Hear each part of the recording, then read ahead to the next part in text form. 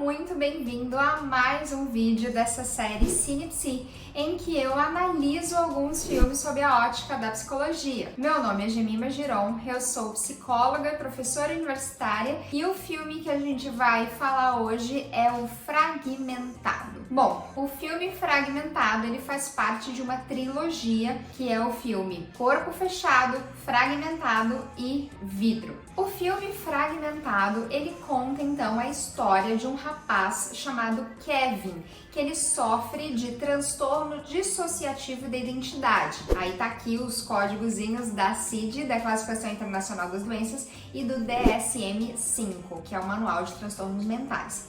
Bom, o Kevin, ele tem ao total 23 identidades diferentes. Bom, qual é a característica do transtorno dissociativo de identidade?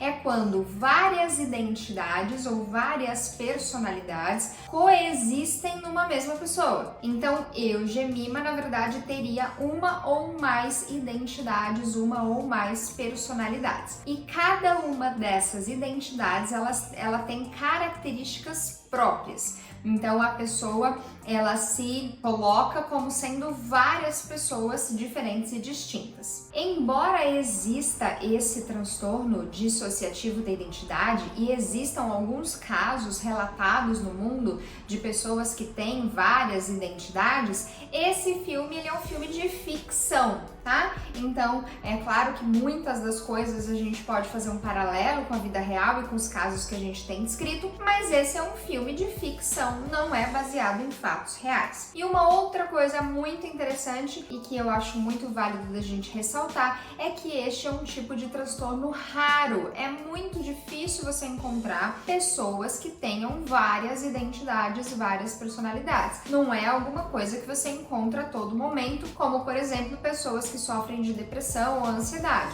Isso realmente acho que todo mundo algum dia teve alguma crise ou algum episódio de ansiedade, por exemplo. Então o transtorno dissociativo de identidade é uma coisa rara. Eu mesma sou psicóloga há 15 anos, eu trabalho com criança, então já diminui aí o risco de eu ver esse tipo de transtorno, porque embora já tenham relatos de crianças que tenham o início desse transtorno logo na infância, mas é mais comum que a gente perceba isso na fase adulta. Eu tenho 15 anos de formada e eu nunca presenciei um caso desse, conheço mesmo só de livro. Então é um diagnóstico raro. Voltando lá ao filme, então, o filme todo se desenrola com a história do Kevin, que atualmente tem 23 personalidades, 23 identidades, e eles estão anunciando a 24ª identidade. Eles quem? As próprias identidades dele. Então tem ali o Dennis, que é o cara mais sério, né, o mais mal ali deles. Tem a Patrícia, que também participa bastante. Tem aquele garotinho, tem o estilista. Então esse Kevin ele tem várias personalidades e ele acaba se tratando meio que no plural também. Então essas identidades dele estão anunciando que virá a Fera, que seria essa 24ª identidade dele. A Fera é uma criatura senciente que representa a forma mais desenvolvida da evolução humana. Ela acredita que o tempo da humanidade comum acabou. Que isso tranquilize você. Uma coisa bem bacana é que o filme foi muito feliz em retratar isso, porque na vida real também é assim. Cada uma dessas identidades, elas têm características totalmente distintas uma das outras. Então o ator que fez o Kevin, ele tem toda ali a expressão facial específica para cada uma das personalidades. Então ele muda o tom de voz, ele muda a expressão facial, ele muda gesto, ele muda a maneira como fala, né? A gente percebe que aquele menino que ele representa, ele tem meio que a língua presa. A gente colocou o meu aparelho de CD no meu quarto, do lado da janela. Então ele também tem roupas para cada personalidade, enfim. O ator foi excepcional representando essas personalidades e é assim mesmo que acontece. No filme, essas identidades do Kevin, elas se conversavam, elas sabiam da existência uma das outras, né? Tanto é que em algumas cenas o menino, que é uma das identidades, ele faz menção à tal da Patrícia, faz menção ao Dennis, que são são, na verdade, outras identidades. Mas alguns relatos de alguns estudos de caso, que algumas pessoas que têm o transtorno dissociativo de identidade, ele não reconhece a outra identidade. Quando você fala de eventos que aconteceram quando a pessoa estava na outra identidade, ela diz que simplesmente não lembra, que não aconteceu. Então também isso é possível, as identidades serem completamente separadas, e sendo que uma pessoa, quando ela tá com uma identidade, ela não lembra e não sabe o que aconteceu quando ela estava com a outra. Não é o caso disso no filme. As identidades se conversam o tempo todo e elas sabem da existência uma das outras. Tanto é que várias vezes o Kevin, o personagem principal, ele fala dele no plural. Ele fala, nós estamos aguardando, nós fizemos, nós, né, como se todos eles fossem realmente uma coisa só, uma pessoa só. Falando um pouco da psicóloga ou psiquiatra, não dá pra gente saber aquela senhora, ela é ou uma psicóloga ou uma psiquiatra, né? Porque claramente o filme deixa entender que ela atende esse tipo de público, né? Na hora que aquela senhora tá conversando com a vizinha fala, eu não sei como é que você não tem medo dessas pessoas. Então me parece que todas as pessoas que ela atende são pessoas que sofram de algum tipo desse transtorno dissociativo de identidade ou algum tipo de transtorno de personalidade. E o que eu acho mais interessante nessa psiquiatra, vou chamar de psiquiatra, de médica, é o quanto que ela é criteriosa na avaliação e no registro de todas as identidades do Kevin. Então tem uma hora que mostra ela no prontuário e ela tem um prontuário para cada uma das identidades. Já que essas identidades são completamente diferentes, com características físicas diferentes, né? Porque ele anda diferente, ele se mexe diferente, com roupas diferentes, com um jeito diferente. Ela, durante os anos todos que ela acompanhou ele, ela fez um perfil psicológico de cada uma dessas identidades. E aí ela tem tudo isso muito bem registrado. Eu confesso que eu fiquei até com um pouquinho de inveja dela, porque nem os meus prontuários são tão bonitinhos assim quanto dela. E imagina ela com um único paciente, mas que tem 23 identidades diferentes. E ela vai ter que fazer 23 prontuários diferentes. E ela tanto conhecia bem essas identidades dele, que quando ele tava, o Dennis, né, era a personalidade que tava no momento, tava fingindo ser o estilista, ela percebeu que ele tava fingindo. E uma outra coisa legal é que toda vez que ele chega no consultório dela, ela pergunta, com quem eu estou falando? Quem é você? Quem é você? Eu. Barry? Não é o Barry, não. Eu já aprendi a distinguir com qual de vocês estou conversando. É como uma maneira de identificar cada uma das identidades. E uma outra coisa interessante é que o Dennis, que é quem dá a capa, né, do filme, essa personalidade, né, mais cruel, mais séria e tal, que é ele que sequestra as meninas no filme, a médica não conhecia essa identidade, não conhecia pessoalmente, mas ela sabia que essa identidade existia. Então isso também mostra que no caso desse personagem, as identidades se conheciam. Então, com certeza, ao longo dos anos, todas as identidades que apareceram para ela, geralmente era o estilista, né, que foi a primeira identidade dele, eles citavam a presença do Dennis. Tanto é que lá no final, quando ela percebe que é o Dennis mesmo, ela estica a mão e fala, muito prazer, Dennis. Estou feliz em conhecê-lo, Dennis. Eu também.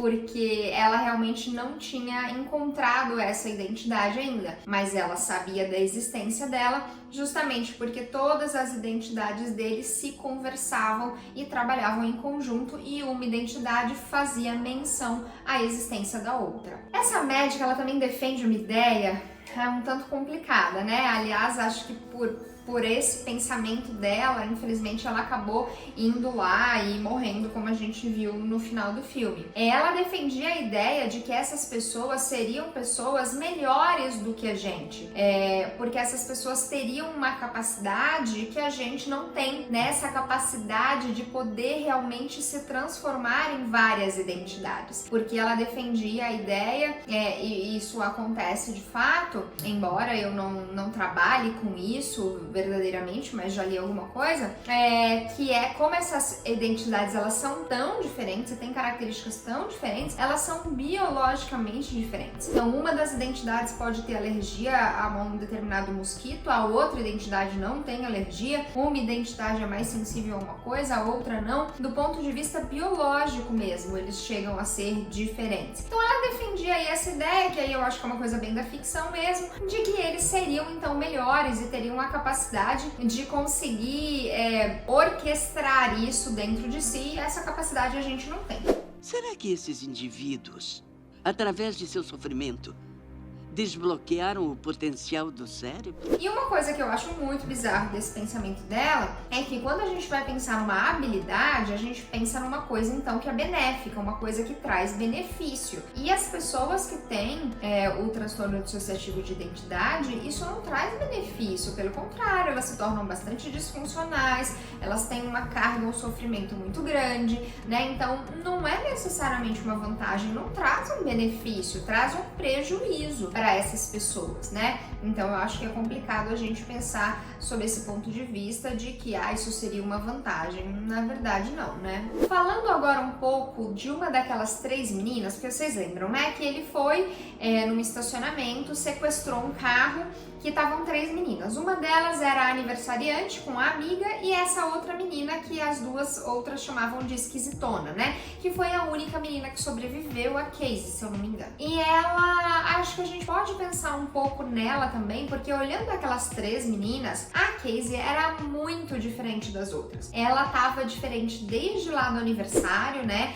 O tempo todo reclusa, ela não se misturava, ela ficava lá sozinha. E também, quando as 3 meninas estavam lá no cativeiro, ela foi a única que conseguiu ter frieza para olhar e perceber o que estava acontecendo. Aliás, frieza era o que não faltava nela, né? Aquela cara dela fria, séria, concentrada, e um tanto bem esquisito, diferente das outras. Mas esse jeito dela foi o que acabou ajudando ela nessa história toda, porque ela que conseguiu perceber que, na verdade, aquele cara, ele tinha algum problema justamente de identidade. E foi ela que percebeu que, olha, não, ele não tá fingindo. Ele realmente é outra pessoa. Quando ele entra aqui como Dennis, ele é uma pessoa. Quando ele entra aqui como Patrícia, ele é outra pessoa. E quando ele entra aqui como aquele garotinho, ele é outra pessoa. E tanto é que ela identificou isso e ela acabou tirando vantagem. Sempre que vinha ali o garoto, ela tentava, então, driblar, tentava convencer ele. Tanto é que uma hora ela conseguiu, de fato, usar um rádio. Essa coisa, ela vem pra pegar você. Você é mentirosa. Eu nunca minto, Hedwig. Então, ela, com essa frieza toda dela, ela conseguiu identificar ali a situação. E uma coisa que o filme vai mostrando ao longo do tempo, aliás, eu acho que se tem um segundo personagem principal é ela, né? É o Dennis, ela e a doutora, porque mostra ali questões complicadas em relação a ela. A gente percebe que várias vezes o filme volta na infância e a gente percebe uma atitude estranha daquele tio dela. Tanto é que eu acho também por isso que ela seria uma segunda personagem principal, porque não mostra a vida de ninguém, mas a dela mostra várias vezes a vida da infância dela. Vem fingir que a gente é animal. Vem cá. Casey, vem, é a nossa brincadeira. Vou contar pro seu pai que você não tá obedecendo. Então, ela com aquele tio ali tinha um comportamento estranho. Tanto é que teve uma vez que ela ameaçou matar o tio com espingarda. Teve um episódio que o pai dela morreu e o tio falou, eu vou cuidar de você, mas assim, um cuidar estranho. E aí lá no final do filme, quando a fera realmente se manifesta e vai para atacar a última vítima, que seria essa menina, ele percebe que ela é cheia de cicatriz de automutilação, né? Que ela própria se cortava. E aí ele falou alguma coisa do tipo, você também é como uma minha, né? Como uma nossa. Fazendo referência a alguma questão emocional, alguma questão psicológica que estaria ruim tanto nele quanto nela. Então ele viu ali aquelas cicatrizes e falou, olha, você é tão sofrida e prejudicada emocionalmente quanto eu. Tão diferente das outras meninas. Eu coração é puro. E aí ele acabou indo embora. O filme deixa entender, pelo menos deixou pra mim, que aquele tio abusava dela, né? Ela tinha esse olhar de ódio pra com ele, ameaçou matá-lo. Então eu acho que no final das contas essa menina também passou por traumas bem significativos na infância e ao meu ver parecem traumas de abuso. E uma das últimas cenas que ela tá, acho que na delegacia ou no hospital, agora eu não me lembro bem, que chega alguém falando o seu responsável chegou, ou alguém da sua família chegou, alguma coisa assim. E aí ela faz uma cara assim do tipo, pô, que droga, né? Tipo, sei lá, vai ver que era o tio. Então, eu acho que foi interessante também essa personagem. Acho que é interessante que a gente perceba ela, que é alguém que também sofreu aí traumas importantes e que por isso que ela também tinha aquele comportamento bem esquisito ao longo do filme todo. Voltando a falar um pouquinho aí do Kevin, né, do fragmentado, daquele cara que tinha as 23 personalidades, até o momento em que apareceu a tal da Fera, que era a 24ª personalidade, até aí, embora esse filme seja um filme de ficção, até aí tava tudo ok, né, de fato essas pessoas existem e é exatamente como o filme mostrou. Agora, quando aparece essa tal de Fera, aí, gente, isso é totalmente ficção. Né? Então ele consegue esmagar a médica, né? Aquela senhora, ele esmaga e quebra ali todos os ossos dela, ele com os dentes ele arranca a barriga, né, e come as vísceras de uma das meninas, da outra também, se eu não me engano, ele abocanha a panturrilha dessa própria menina que sobreviveu, e assim, o mais surreal que acontece é que ela atira com ele, né, dá 2 tiros no peito dele, e ele simplesmente se regenera e fica bem. Então assim, essa personalidade, a Fera, ela evidentemente não existe, isso não acontece, é pura ficção.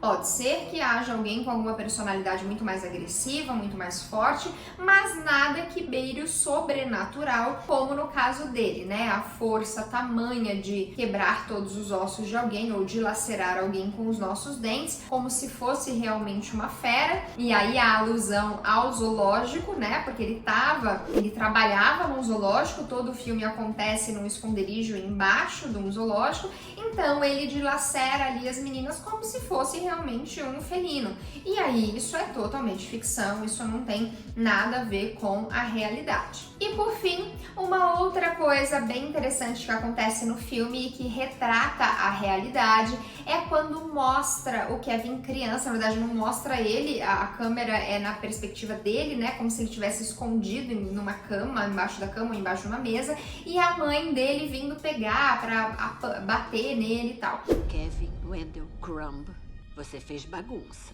Venha já aqui. Kevin Wendell Crumb, você fez bagunça! Vem agora aqui! Um dos critérios também diagnósticos mostra que esse transtorno dissociativo de identidade ele está relacionado a um trauma, algum evento extremamente traumático e complicado na infância. Então isso está lá descrito no DSM e isso o filme mostra também, né? Lembrando que essa linearidade de causa e efeito, como se fosse 100% responsabilidade disso, isso não existe nos transtornos mentais. Todo transtorno mental ele é multifatorial, há diversas questões envolvidas no surgimento de um transtorno mental, mas essa questão aí bem forte e traumática na infância é um dos pontos que o DSM coloca como sendo um dos pontos presentes na maioria das pessoas que têm esse transtorno dissociativo da identidade, tá bom? Era isso, eu espero que vocês tenham gostado, espero que vocês estejam gostando aqui dessa série e mais uma vez convido vocês a curtirem aqui o filme porque dá um baita trabalho fazer, tá sendo muito gostoso, mas é realmente muito trabalhoso. Para cada filme aí, para cada vídeo de 20 a 30 minutos a gente gasta quase 13, 14 horas de trabalho para poder trazer essa análise aí para vocês. Eu espero que vocês estejam gostando. Então curte, compartilha isso com os seus colegas ou com amigos que vocês sabem que gostam desse tipo de assunto e comenta aqui embaixo o que é que você acha aí desse transtorno dissociativo de identidade, se você conhece pessoas que sofrem disso por aí ou se realmente eu tenho razão que só aparece muito mais nos cinemas do que na vida real. Então é isso, se você não assistiu os outros filmes da série, clica aqui em algum lugar que eu vou deixar os cards aí pra vocês, tá bom? Então é isso, a gente se vê no próximo. Tchau!